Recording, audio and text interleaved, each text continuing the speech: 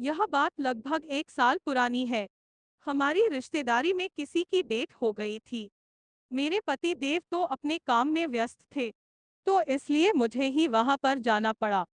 वहां पर जाने के लिए सिर्फ ट्रेन ही एकमात्र जरिया थी और मुझे अकेले ही जाना था, इसलिए मेरे पति ने प्रथम श्रेणी एसी में मेरे लिए रिजर्वेशन करवा दिया था। रात को 10 बजे की ट्रेन थी। मेरे पति स्टेशन तक मुझे छोड़ने के लिए आए और ट्रेन में मुझे बिठाकर टिकट चेकर से मिलने चले गए। मेरा कूप केवल 2 सीटों वाला था। अभी तक दूसरी सीट पर कोई भी पैसेंजर नहीं आया था।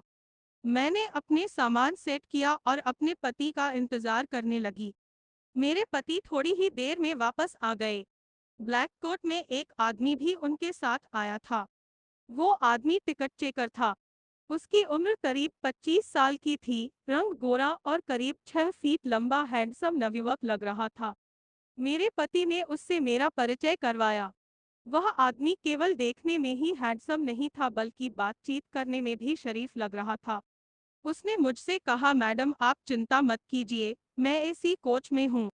आपको कोई भी परेशानी हो तो मुझे बता दीजिएगा, मैं हाजिर हो जाऊंगा।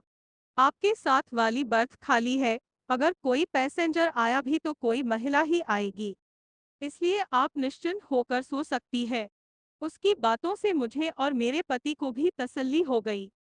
ट्रेन चलने वाली थी, इसलिए मेरे पति ट्रेन से नीचे उतर गए। उसी समय ट्रेन चल पड़ी। मैंने अपने पति को खिड़की में से बाय बाय किया और फिर आराम से अपनी सीट पर आकर बैठ गई। मुझे अपने पति से दूर जाने में बिल्कुल अच्छा नहीं लग रहा था। इसका कारण यह था कि अभी मेरी और मेरे पति की शादी की सालगिरह निकल कर गई थी। महीना खत्म हुए अभी एक ही दिन बीता था और जैसा कि आप सब लोग जानते हैं, ऐसे दिनों में चाहत कितनी बढ़ जाती है। मैं अपने पति से उतना प्यार करना चाहती थी जब तक मेरा दिल ना भर जाए, लेकिन मुझे अचानक से बाहर जाना पड़ रहा था। इसी कारण मैं मन ही मन दुखी थी। तभी वो हैंडसम टीटी आ गया। उसने कहा, मैडम आप गेट बंद कर लीजिए, मैं कुछ देर में आता हूँ, तब आपका टिकट चेक कर लूंगा। उसके जाने के बाद मैंने सोचा कि चलो कपड़े बदल लेती हूँ, क्योंकि सारी रात का सफर था और मुझे साड़ी पहनकर नींद नहीं आती है। यह सोचकर मैंने नाइट गाउन निकालने के लिए अपना सूटकेस खोला, तो मैंने अपना सिर पकड़ लिया क्योंकि मैं जल्दबाजी में गाउन के ऊपर वाला नेट का पीस तो ले आई थी, लेकिन अंदर पहनने वाला हिस्सा घर पर ही रह गया था। जो हिस्सा मैं लाई थी वो पूरा जालीदार था, जिसमें से सब कुछ दिखाई देता था। करीब 2-3 मिनट बैठने के बाद मेरी अंतरात्मा ने मुझे एक नया निर्णय लेने के लिए विवश कर दिया। मैंने सोचा कि आज क्यों न इस हैंडसम नौजवान से थोड़ी शरारत करके प्यार का मजा लिया जाए। यह बात दिमाग में आते ही मैंने वो जालीदार कवर निकाल लिया और पहन लिया। सारी तैयारी करने के बाद मैं अपनी सीट पर लेट गई और किताब पढ़ते हुए उस टीटी लड़के का इंतजार करने लगी। मुझे इंतजार करते करते 5 मिनट बीत गए, तो मैंने सोचा कि क्यों न पहले खाना खाकर फ्री हो जाऊं। यह सोचकर मैंने जो मैं घर से साथ लाई थी अपना खाना निकाल लिया। खाना शुरू करते हुए मैंने सोचा कि खाने के बीच में टीटी टिकट चेक करने आ गया, तो बीच में उठकर टिकट निकालना पड़ेगा। यह सोचकर मैंने अपने पर्स में रखा टिकट निकाल लिया। टिकट हाथ में आते ही मेरी आंखों के सामने उस टीटी का जवान शरीर घूम गया और मेरे अंदर की औरत ने अपना काम करना शुरू कर दिया। पूरी तैयारी के बाद मैं खाना खाने लगी, तभी मेरे कूप का गेट खुला और टीटी अंदर आ गया। अंदर आते ही मुझे पारदर्शी कपड़ों में देखकर उस बेचारे को पसीना आ गया। वह बिल्कुल सकक्का सा गया और इधर उधर देखने लगा।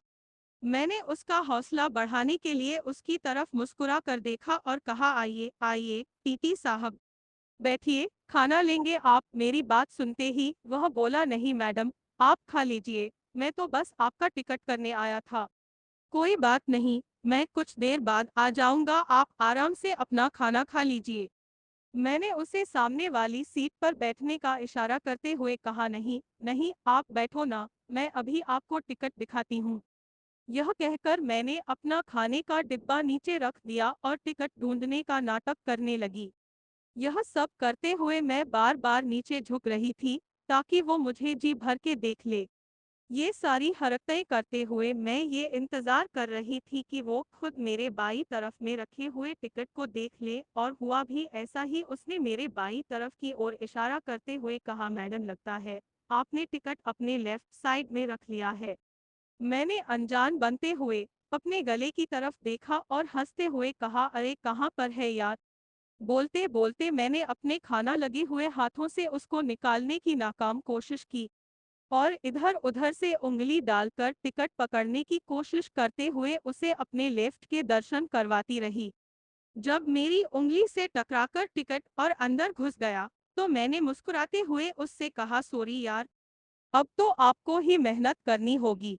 मेरी बात सुनते ही वो उठकर मेरे पास आ गया और गांव हाथ डालता हुआ बोला, क्यों नहीं मैडम, मैं खुद निकाल दूंगा। यह बात कहते हुए वह बड़ी अदा से मुस्कुरा उठा था।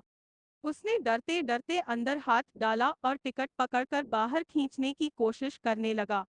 वो बेचारा टिकट निकालने से डर रहा था, इसलिए मैंने उसको इशारा किया और बोली, हाँ हाँ, आप टिकट को हाथ डालकर निकाल लो ना प्लीज। मेरी बात सुनते ही उसके हौसले बुलंद हो गए। मैं तो यही चाहती थी, इसलिए मैं उसकी तरफ देखकर मुस्कुराने लगी। मुझे मुस्कुराता देखकर वो खुश हो गया। उसके बाद उसने टिकट निकाल कर चेक किया और मेरी तरफ इशारा करते हुए बोला, मैडम आप खाना खा लीजिए, मैं बाकी सवारियों की टिकट चेक करके अभी आता हूँ। मैंने भी उसको खुला निमंत्रण देते हुए कहा, ठीक है, जल्दी आ जाना। वो मुस्कुराता हुआ जल्दी से बाहर निकल गया। मैंने भी जल्दी जल्दी अपना खाना खाया और बड़ी बेसब्री से उसका इंतजार करने लगी। जितनी जल्दी मुझे थी उतनी ही उसे भी थी, इसीलिए वह भी 5-7 मिनट में ही वापस आ गया। अंदर आते ही उसने को अंदर से लॉक कर लिया और मेरे करीब आकर मुझे से बोला, मैडम आज आपको फर्स्ट एसी का पूरा मजा दिलवा दूंगा।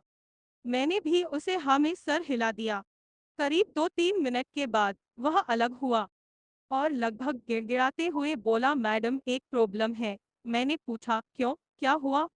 तो वो तिती लड़का घबराते हुए बोला, मैडम मेरे साथ इसी कोच में मेरा एक साथी और है। अगर मैं ज्यादा देर उसको दिखाई नहीं दूंगा, तो वो मुझे ढूंढता हुआ यहाँ आ जाएगा। वह बोला, अगर आप इजाजत दें, तो क्या मैं उसको भी बुला सकता हूँ? उसकी बात सुनते ही मेरी खुशी यह सोचकर दोगुनी हो गई, चलो आज बहुत दिनों बाद एक साथ मुझे दोगुना प्यार मिलने वाले हैं। इसलिए मैंने तुरंत जवाब दिया, हाँ हाँ, बुला लो, उसको भी बुला लो, लेकिन ध्यान रखना किसी और को पता नहीं चलना चाहिए। जाओ उसे जल्दी से बुला लाओ। मेरी बात सुनते ही वो दरवाजा खोलकर बाहर चला गया और 3-4 मिनट बाद ही वापस आ गया। उसके साथ एक आदमी और था। यह नया आदमी करीब 40 साल की उम्र का था। उसका रंग काला, लेकिन शक्ल सूरत से ठीक ठाक ही थी, बस वो आदमी थोड़ा मोटा ज्यादा था। उन दोनों ने अंदर आते ही कूप का दरवाजा अंदर से लॉक कर लिया और दोनों मेरे पास आकर खड़े हो गए।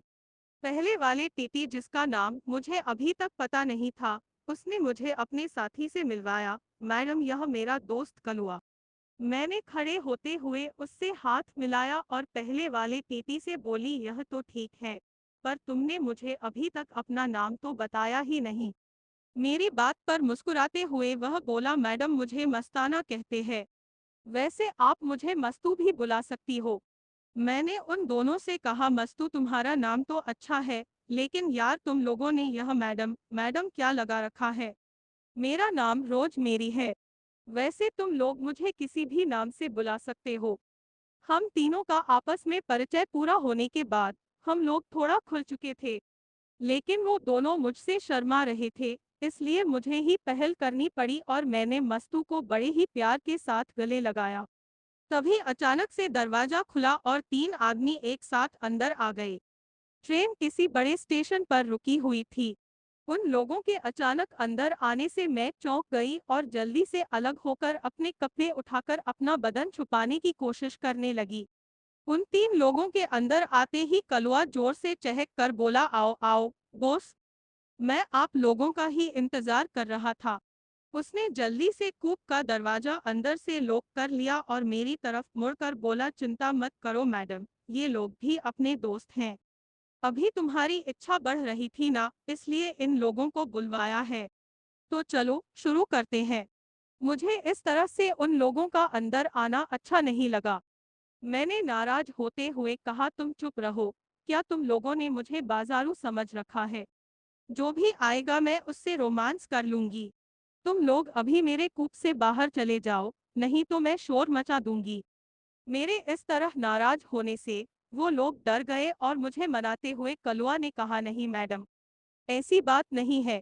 अगर आप नहीं चाहोगे तो कुछ भी नहीं करेंगे। जो लोग अभी अभी अंदर आए थे उनमें से एक ने कहा, नहीं मैडम, हमें तो मस्तू ने भेजा था। अगर आपको बुरा लगता है तो हम लोग बाहर चले जाते हैं। प्लीज आप शोर मत मचाना, हम सबकी नौकरी चली जाएगी। इस तरह वो चारों ही मुझे मनाने में लग गए। मैंने मन ही मन सोचा कि अब इन लोगों ने मुझे तो देख ही लिया है और अभी तक अपना काम भी नहीं हुआ है। सुबह तो ट्रेन से उतर कर चले ही जाना है, तो फिर यह लोग कौन सा कभी दोबारा मिलने वाले हैं। यह सोचकर मैंने उनको डराते हुए कहा, ठीक है, मैं तुम लोगों को केवल आधा घंटे का समय देती हूँ। तुम लोग जल्दी जल्दी अपना काम करो और यहाँ से निकल जाओ और अब कूप में कोई और नहीं आना चाहिए। वो चारों खुश हो गए और जी मैडम करने लगे। कलुआ ने उन लोगों से कहा कि चलो, अब मैडम का मन दोबारा से ठीक करना पड़ेगा, तुम लोग आगे आ जाओ। तो दोस्तों, ये थी मेरी ट्रेन स्टाफ से हुई दास्तान। अगली बार इससे भी खतरनाक कहानी के लिए तैयार रहें।